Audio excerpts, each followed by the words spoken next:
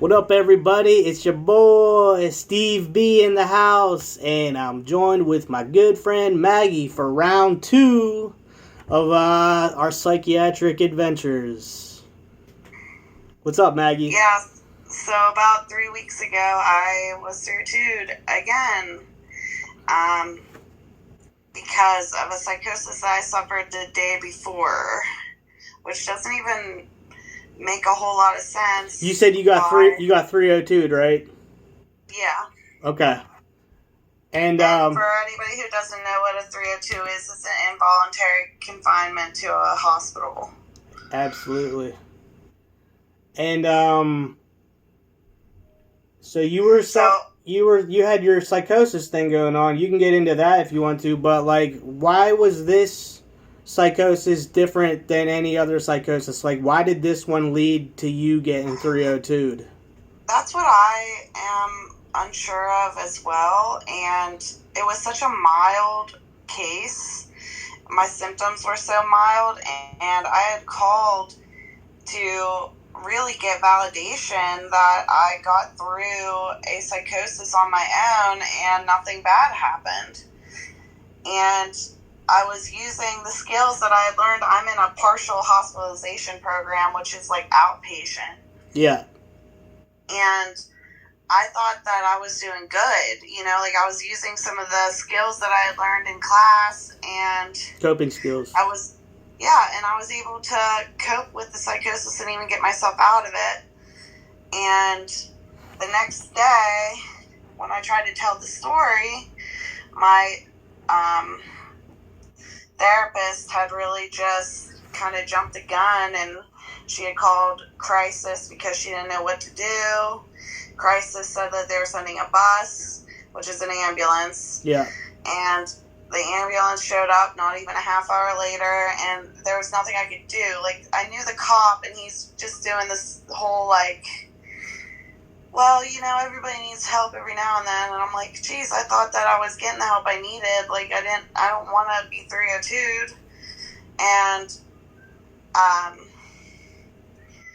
from there, I just was compliant with everything because I knew that it would only be 150 hours. It used to be 74, or 78, but now it's 150 for a 302. So I'm still not understanding. Like, when you talked to your therapist, had you like never like expressed like what you go through before? Like, I still don't understand. No, I do. But like, why did she jump the gun that this particular time? Why do you think this one set her off? Because I know we don't, like, I'm not going to tell everybody about your psychosis stuff unless you want to talk about it. But like, I know you've had some really severe bouts with it, and like like this one seemed like. She told the crisis center that I had locked myself in the bathroom and that I was hearing voices that were telling me to drown my daughter. For the devil. Gotcha. Yeah, that's probably what it was. That's not what I said at all. I said that I locked myself in the bathroom with Audrey because we needed to get showers, but I was being really paranoid about it, like somebody was going to break in. And I ran a bath, and she was playing, and I was crying. And the entire time, I was just thinking, like, my psychosis was just telling me that I should kill myself. I was a worthless mom. All I ever do is hurt her, and that's all I was ever going to do. And somehow she like took all of what I said, turned it around, and made it that I was trying to drown her to sacrifice her to the devil. Okay. So that's probably what it was. Then she might have been just like worried about your daughter or something. Right. Yeah. But if she had listened to me and what I said. And here's another thing. Like, weeks before this, I wanted a different therapist because I could just tell that she was one of those, like, you can't joke around with her. Mm-hmm. You can't, like... She's real serious. This is what I want people to... Yeah. Okay. This is what I want people to understand. You don't have to worry about hurting your therapist's feelings. They're supposed to be an objective, outside source of, like, they're supposed to let you just bounce the ball of thought off their wall. Right. And they give you, yeah. But she, like, jumped the gun, judged me, and then, you know, like, she was just, I told the doctor in the hospital, I was like, yeah, my therapist is a stick in the mud, and I still stand by that. And when I was in the hospital and I had to talk to her because she was the proprietor of the 302, Mm-hmm. so I had to talk to her. I told her, I was like, I just feel like we don't vibe well. Okay. And that way, like, in my head, I wasn't really insulting her. I was just letting her know that we're, like, different people. Right. And so you let her, okay, that's what I was just about to ask you. So you got somebody new. Yeah, so I wish I would have done that before the 302, because I feel like I could have talked to the other therapists that are there without having that reaction. Right. I mean, I've had scary psychosis where I've called the crisis center, the suicide hotline, and they didn't send ambulances. Yeah, they're not going to send. I think they want you to know that they're not going to, like, screw you over every time you call. I think that's what's cool about Crisis. And, yeah, we could. Crisis is a great outlet, and so is the suicide hotline. I'm a huge proprietor of those, and think that if you need them, they're definitely there, and they definitely do help. Yeah. Because I'll call them not even when I'm in a suicidal mood, but when I'm, like, you just need somebody to talk to or something. Paranoid or something. Uh-huh. I'm kind of... I've only called them, like, once or twice. I'm, like... They tried to 302 me the one time. I think it was such a long time ago, but I know what a great resource they are. But when I have my psychosis things and I'm hearing stuff and I'm going through my, like, struggle like that, like, I don't want to talk to anybody. I don't want to talk to anybody. Yeah, it's hard. It's really hard to open up because you know, like, some part of you knows that what you have to say is just crazy, but it makes so much sense in your head. Mm-hmm. That's like, I know that they're just going to call me crazy and say that they can't understand me when I'm like this, but it makes perfect sense in my head. So I get you there, and I know, like, it's terrible, like, and people don't understand, like, when you get through to, they're always like, oh, well, at least you're going to get the help you need. Like, no, the most that it is a break from your normal day-to-day, which does help you reflect on things, but they don't do jack diddly in the hospital except shoot you up with a bunch of medicine and have groups that meet, like, once or twice a day. Like, there's no gym, there's no going outside, there's no... I'm with you on a lot of what you're saying, but each hospital has, like, a different culture, you know what I mean? Like, some places are better than others, some places give you more freedoms. I liked Monroe. Yeah, that one. But I just didn't like the doctors or the nurses at that hospital, but I liked how they had it set up, how it was like a big circle. The one that you and I met at. Yeah. Yeah, I mean it's a lot different than it used to be because it's not a big circle anymore. Actually, it's just, they cut it into two different parts now. So yeah, but like the aggressive side and the non-aggressive side. Basically, yeah. And you got to kind of like graduate if you're already put in the aggressive side, you got to like graduate into the other side. That's what happened to me. They put me on the aggressive side because I was belligerent when I came in.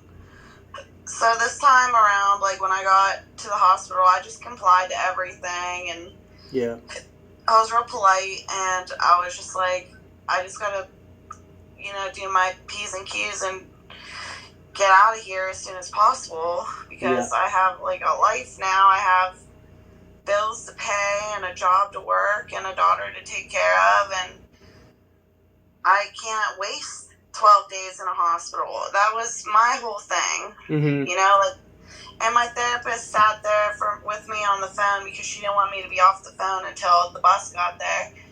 And she's just like, well, make a little note of everything that Drew needs to do. And it's like, how is he going to pay my Sally Mae loan? How is he going to pay the electric bill? Like, everything's in my name.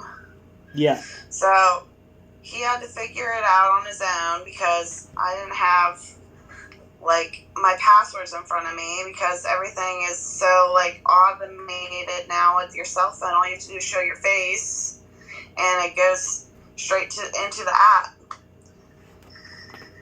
So the whole time I'm in there, I'm just worried about getting out. But then halfway through, I started realizing that this was time to reflect. This was time to, see, like, what parts of my life were worth living. And it's not that I've been suicidal, but I was definitely feeling unmotivated and stagnant where I was before I went to the hospital. I don't think that I was homicidal or suicidal, but I definitely felt like, wow, this is life. This is it. Yeah. And yeah. Going to the hospital makes you realize, like, wow, I get to go outside. Wow, I get to drive a car. Wow, I get to, like, choose when I have a meal. I don't get called to a meal when it arrives via cart. Like, all the little things that you take for granted, like taking unsupervised showers with curtains. Yeah. In your... Yeah. And having shoelaces. Being able to shave. Being able to shave. That's a huge one. Yeah. Without somebody having to watch you or even getting permission at all to shave. Getting permission to dry your hair. Use a hair dryer. Jeez. Yeah. But I will say this. Self-love is so important. If you don't love yourself, you need to find ways to be in love with yourself, because you don't want to waste time in a hospital moping about how miserable things are. Like, you want to get out there and live each day to the fullest, and take your meds and take the therapy or whatever they force down your throat, because otherwise they're like gunning for you to come back in. And those things that you just said, like, you gotta find yourself and love yourself before you get put in the hospital, because you want to live a free life like all the time. Like, you cannot be like going in and out of the hospital like it's a rotating door, you know what I mean? Like, you gotta find that early, because some of these people that are in these hospitals have been in and out for like decades. You know what I mean? Me, I'm one of those people, I was one of those people for a while, and it took me a long time to get my shit straight, and I'm like every day is a struggle. Like, I'm still on the fence of sanity and like being definitely too. Every day is a struggle. It's all about coping skills, and it's all about mindfulness. And you got to have those meds right. Yep. That was my biggest struggle. Meds are the basis of everything. Yep. That was my biggest struggle. It took me almost 15 years to like find the right combination that I could live my life and like not feel like the meds are pulling me back and screwing everything up. Right. Because I would frequently stop taking the meds, and then I would only last a few months, and like the mania would hit me, and I'd go down a path that was like irreversible until I got thrown back into the hospital 302 again. It's just that's the reality for me, at least.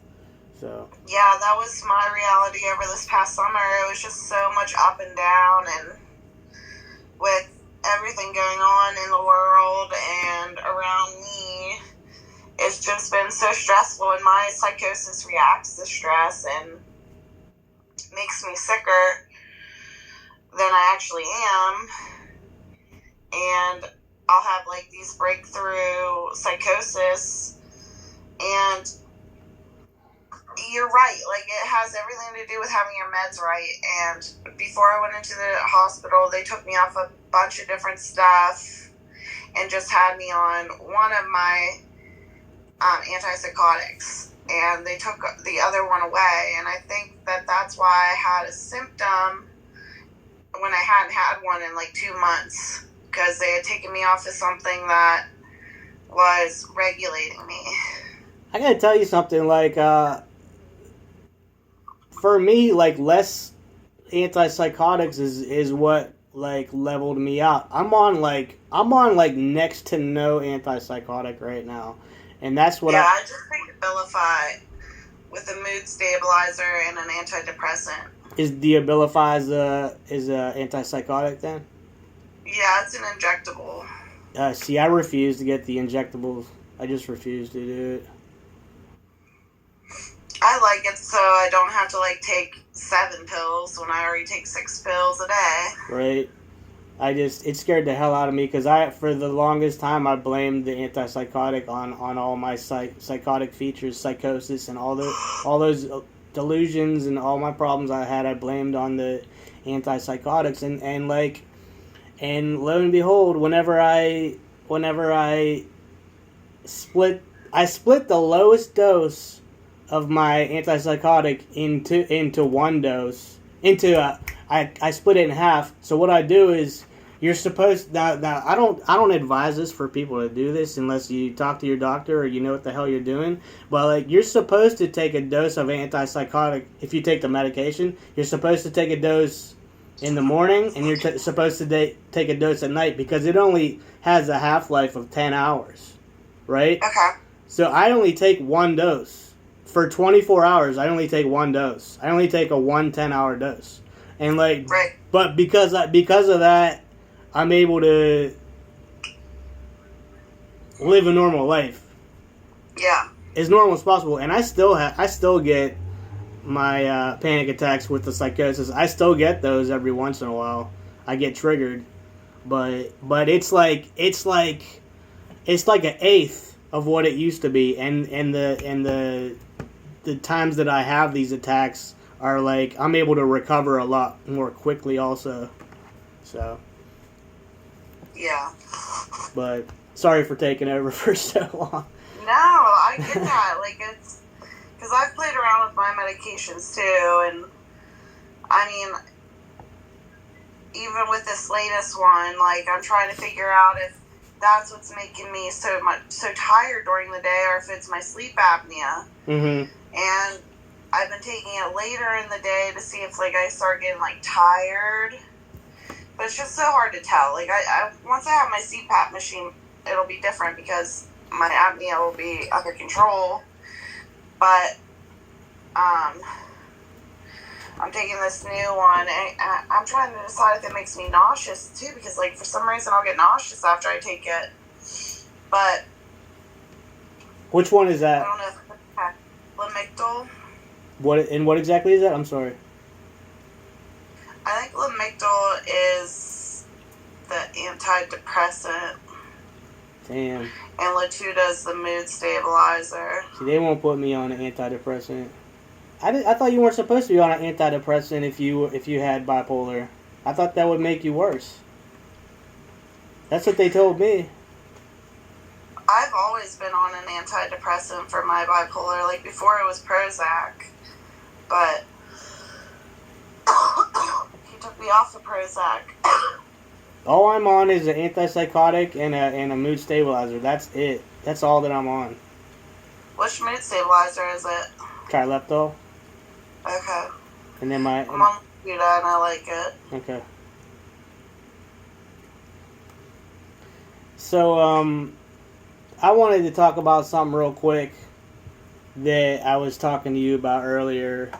And I wanted to talk about it because it kind of goes hand in hand with what you talked about at the beginning of the video, which was that you got 302'd and you feel like it wasn't the right time. It wasn't your therapist's place to do that at that specific time.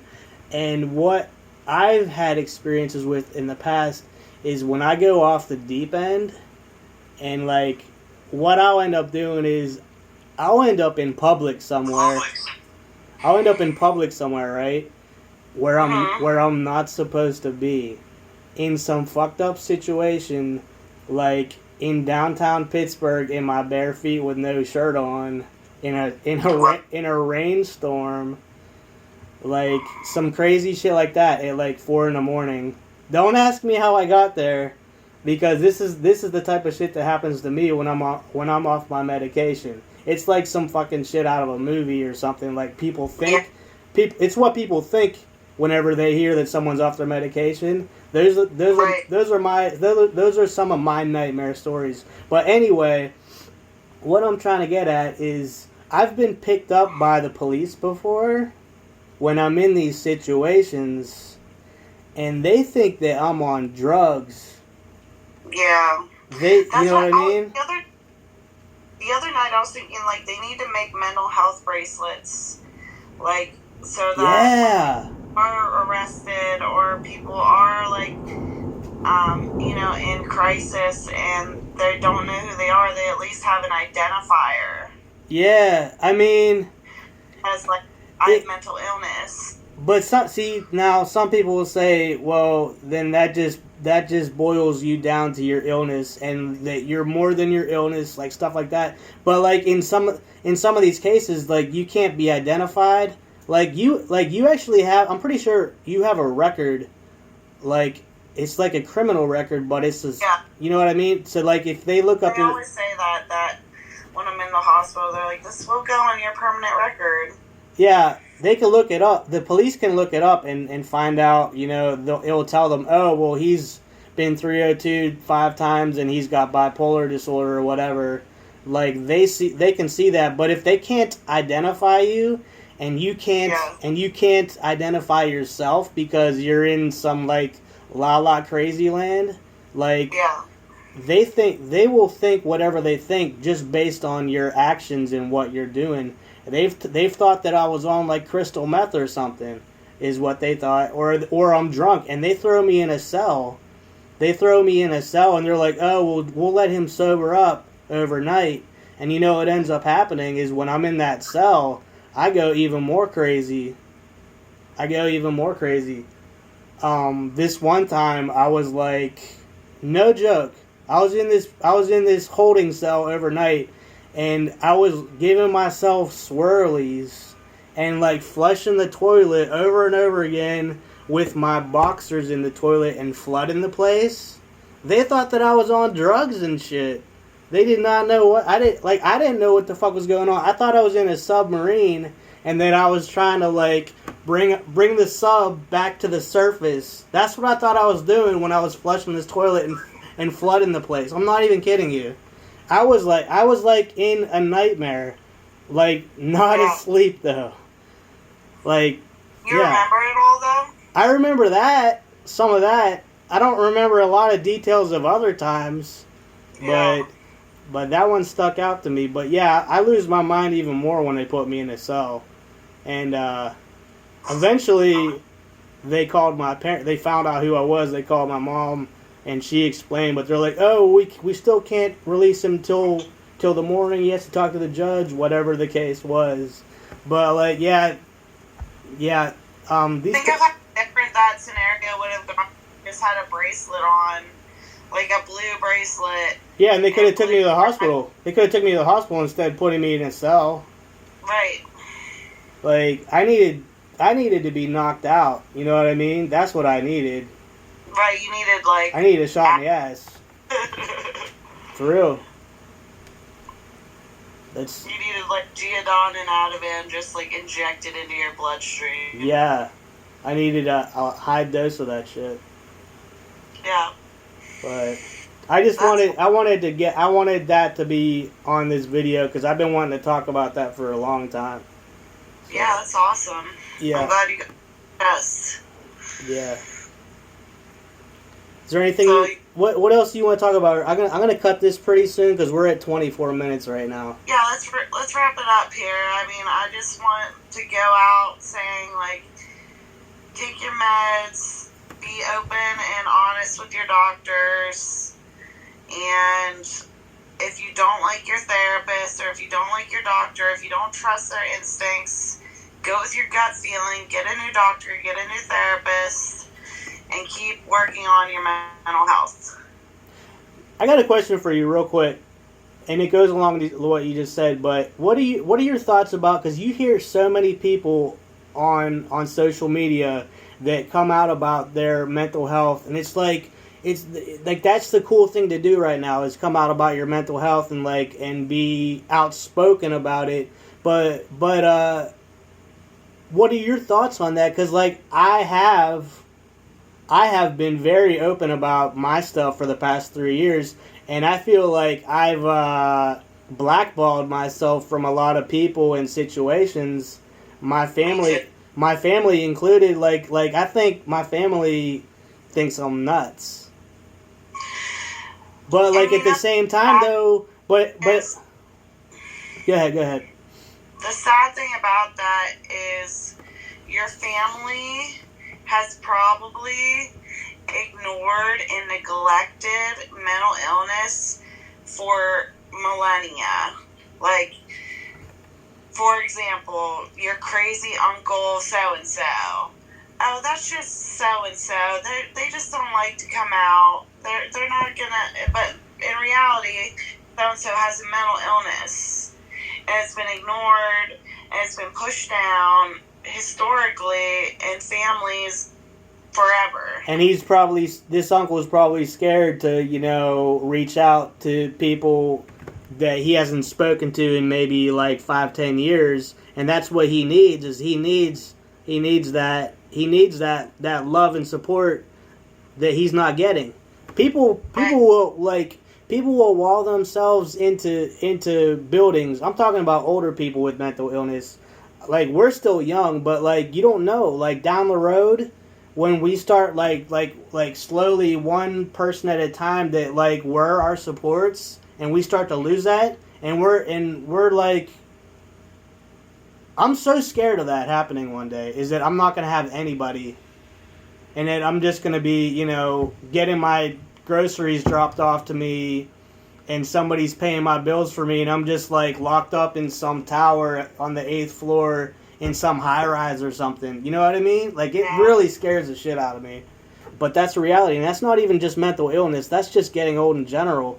It happens to people. Though people get swept under the rug, and it's just crazy to me. But you got to keep those supports. And if people aren't being supportive of you, you need to find new supports. You got to find new supports, right? And rely more heavily on the doctor and the therapist too. Yeah, but my mom will tell me, you need to stop doing all this stuff on YouTube. You need to stop doing all this stuff, putting it on Facebook, because you don't need to tell everybody your business. You shouldn't be telling everybody your business. You know what I mean? And she just has a different viewpoint than me, but I have to. This is an outlet for me doing this kind of stuff, and I'm comfortable with doing it, and the real supports are people like you and I to each other. I have other people that I'm still in contact with. We're the real supports. The family and stuff, that's given, but we need other supports too. People that recognize and can relate. Those are the true supports. Right. So, but that's all I got. Alright, well, let's wrap here. Yeah. I think it was a good discussion. What's that? I think it was a good discussion. Hell yeah. It didn't overlap our first one. All right, everybody. Keep your mental health is just as important as your health. It's all binded, and it's all gonna keep you centered. So keep yourself in check. Take your meds. Talk to people. That's it.